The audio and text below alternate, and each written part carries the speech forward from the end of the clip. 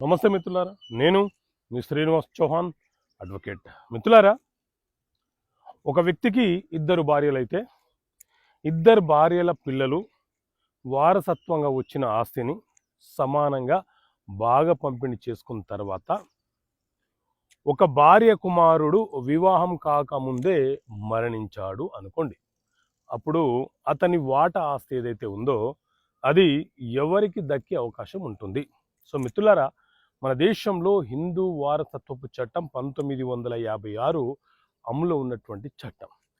ఈ చట్టంలో ఒక సిద్ధాంతం, ఒక ప్రిన్సిపల్ ఏముంటుంది అని అంటే ఫుల్ బ్లడ్ ఆఫ్ బ్లడ్ అనే సిద్ధాంతం ఉంటుంది. ఫుల్ బ్లడ్ అంటే ఏంటి అని అంటే తల్లిదండ్రులకు జన్మించిన పిల్లలను ఫుల్ బ్లడ్ అని అంటారు.